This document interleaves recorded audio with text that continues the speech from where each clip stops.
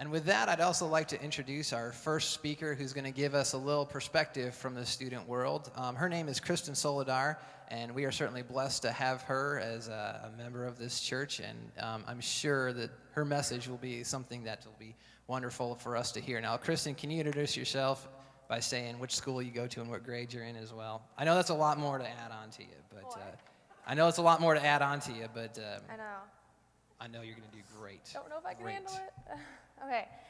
My name is Kristen. I'm a junior at Parkway West High School. And you have the Bible verse or the passage in your bulletins, but there's two parts of it that really spoke to me. And one of it is the line that says, "Each of us must please our neighbor for the good purpose of building up the neighbor." And the other one is, "Welcome one another, therefore, just as Christ has welcomed you for the glory of God." And so yeah, I'm a junior, but I'm going to tell a story back from my first few weeks at Parkway West High School. So going into high school, I was super excited. I was one of those kids who was ready for the change and ready for the new school, and I would go up to school beforehand and walk all my classes and got my schedule the first day it came out. And when I got my schedule and I talked to friends, I didn't have a lot of classes with many of my close friends, but I still knew some of the people, and so I was still excited. And I could see all my friends in the hallways and at lunch too. So, the first few days of school went by, and I didn't have a lot of friends in my classes, and I didn't see that many people in the hallways.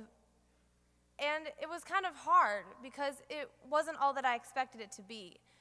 And the other thing was I knew a whole bunch of upperclassmen, and I was so excited to be at school with them and get to say hi to them and be like, I know that upperclassman, because that's what all freshmen do. But I would see an upperclassman in the hallway, and I'd be like, "Oh, hi," and they wouldn't hear me, and they wouldn't say hi back. And that happened a lot the first few days, where I would be like, "Oh my gosh, hi," but they'd be across the hall and they wouldn't hear me. And granted, it could have just been because they honestly didn't hear me, but it was kind of hard when it happened a whole bunch of times all in a row.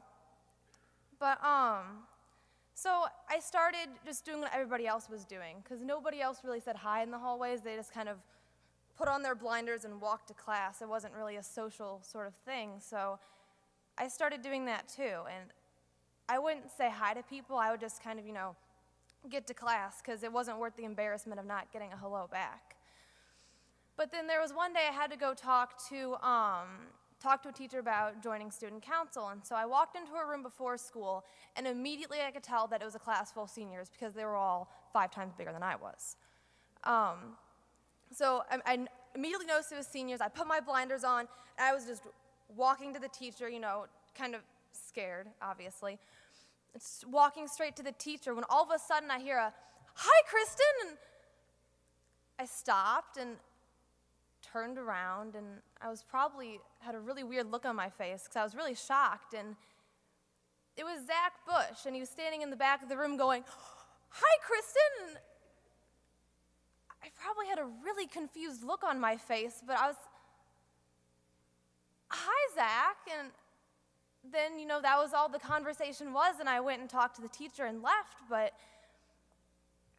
I just walked a little brighter for the rest of the day because, we talk about connections and how, you immediately think, big, deep connections with family members or friends, but that was just the smallest connection that I made. And, he pleased his neighbor for the good purpose of building up his neighbor, and he didn't even know it. He was just saying hi and being polite, but he didn't know how much it meant to me.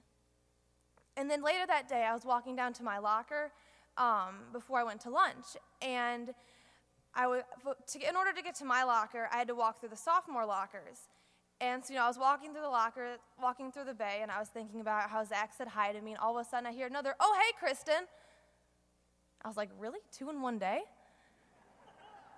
And so I kind of turn around and I look, and it's Jeremy Bush.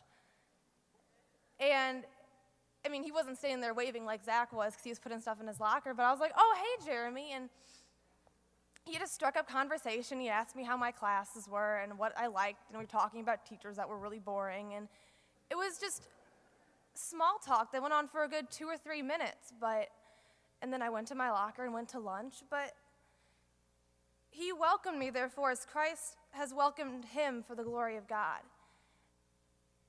And, it was the smallest connection. You always hear those stories about random acts of kindness, but you never know how much it means to someone until it happens to you, because it was the smallest act of kindness. It was the smallest thing. But ever since that day, high school got a whole lot better. Since that day, just those two connections, everything went better. Thank you. And we appreciate his willingness to give us some perspective from a student here. Now, Jeremy, let us know where you go to school and what year you're in as well.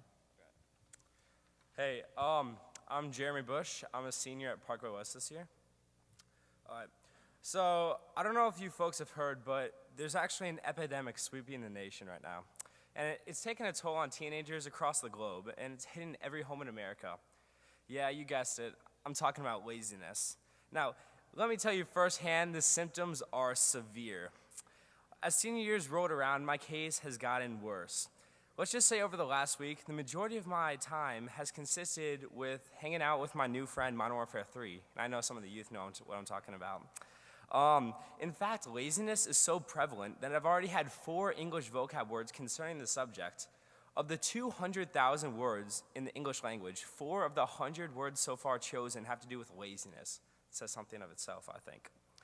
All right, so I'm in the car the other day, and I'm driving home from school, and I saw that a car in front of me has a Joy FM bumper sticker, and for those who don't know, that's a Christian radio station. And I have this station on one of my speed stations, but I never actually go to it. The station's more of like a lifeline for when my parents in the car, because God knows they don't want to listen to the music they play nowadays. So, I saw this bumper sticker, and I was kidding to myself, like, oh, this is a sign, like, I should turn on this radio station. So I decided to flip to the station. And as the music came on, it felt like I was home all of a sudden. Like, the mood had completely flipped, and everything was calm. It was incredible how the few minutes of just listening to the station affected me. And after procrastinating all the way up to Wednesday, not knowing what I was going to say today, I finally got the idea of what to say. So I took the initiative, and as soon as I got home, I started writing out my thoughts. And I realized that the source of this laziness is simply a lack of motivation.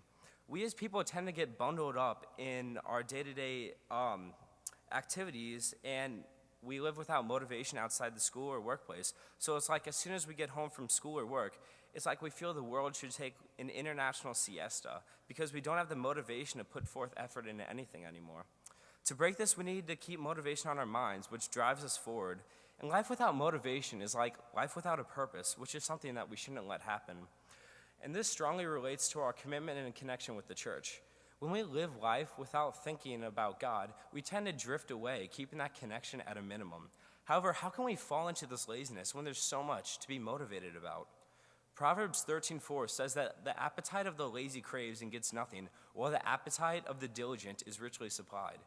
God has given us so much to be motivated about, whether it's the fun you have at church, the spiritual benefits you gain, or even the impact you're making on others. Keeping a strong connection is important, and when you stay clear of the path of laziness, the rewards are incredible. And I'm not telling you that you should just give up everything and go be a preacher. I mean, you can if that's your calling. But however, we can simply motivate ourselves by participating in even the smaller things that we don't feel are as important, such as going to a meeting that you think could possibly be a waste of time, or even helping my dad at the Christmas tree lot, which he's been bugging me to do for the last few days. These activities help keep a good connection with God and the church, and when we live our lives, we need to remember to live with motivation for God.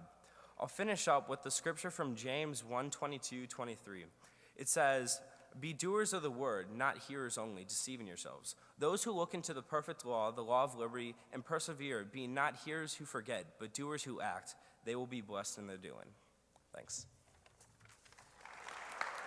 Finally, this morning, we will hear from Brandon Hunter, and I'll let him introduce himself as well. Tell us what school you're going to, and I don't know, it's not really grades anymore, but let us know how you're doing in seminary, Brandon. Thank you. So my name is Brandon Hunter. I am a Master's of Divinity student currently at Eden Theological Seminary. So I'm that guy who gave it all up for God. Like what he said. So anyway, I'm also the intern here. So if you ever want to see me or hang out or anything, I'm mainly with Beth Elders back at the missions booth, so you can always see me then. Anyway, my scripture today comes out of Luke chapter 8. It's the second verse of verse 42, or second part rather. It begins with, "As he went. As he went, the crowds pressed in on him. Now there was a woman who had been suffering from hemorrhages for 12 years, and though she had spent all she had on physicians, no one could cure her. She came up behind him being Jesus, and touched the fringe of his clothes, and immediately her hemorrhage stopped. Then Jesus asked, 'Who touched me?' When all denied it, Peter said, 'Master, the crowd surrounded you and pressed in on you.' But Jesus said, 'Someone touched me, for I noticed that power had gone out from me.' When the woman saw that she could not remain hidden, she came trembling, and falling down before him, she declared in the presence of all people why she had touched him. Then she said she had been immediately healed. He said to her, 'Daughter, your faith has made you well. Go in peace.'" So my topic today is about connectivity with God. And for me, it's all about the relationship. A good relationship with God equates to a good connection with God. And I think the best example for how I like to view it is like a cell phone. Just like a cell phone, what do we do when we need better connectivity, when we have no service? There's some steps that we do to get a better connection. First, we move. We get up and we try to do something. We try to find a place for better reception. We get that silly, maybe if I hold it like this, or if I turn around and I put it through my legs or something like that, I can get better reception. That's still the same case with God. I think in Luke, the woman literally reaches out for Jesus to get a touch, to get Jesus' power. And I think that we can do that here too as well. I mean, Manchester is a great church, has plenty of opportunities for you to get involved. I mean, you can do things like faith formation classes. You can do the outreach, which I'm in. You can do church. You can do prayer. And I mean, of course, you can always do the Bible. You can always read that good book to get a better connection. The best way, I think, is through this action that we get a better connection with God. But I will say this, that we also must stand still from time to time. It's hard to hear others on another line when we're continually talking and we're continually grumbling about how we don't have connection. It's hard when you're saying, "I hate this stupid phone," to actually hear the other person. I think that in Luke, as Jesus feels the woman touch her, he says, just to give a little context here, he says something to the extent of, "By your faith, you're healed." Before this, Jesus is actually on the way to to heal a dying little girl. So Jesus is in a rush, to say the least. Jesus has got things to do. But Jesus stops. He stops and says, "Who touched me?" And the question I have for us today is, Jesus stops for us, but do we ever stop for Jesus? Do we ever stop and listen? Do we ever think, are we too busy praying all the time to wait for a response? Are we too busy asking, why can't I get better reception, and actually just listen? I think the last thing we have to have, and I think this is the funniest thing when I think of a phone, is we have to have a little humility. We have to admit our imperfections. We have to admit that sometimes there's nothing we can do to get a better service. But we also have to have faith in God. The woman is healed by her faith in this story. She can do nothing to cure her ailment, but knows simply that touching Christ will cure her. And when she reaches out to him, he pauses. And in humility, she kneels down before him and says, "It was I who touched you." Thankfully, God's network never fails us. God's line never drops calls. And we can take heart knowing that whenever we ask, "God, can you hear me now?" that God will always respond. All we have to do is simply listen.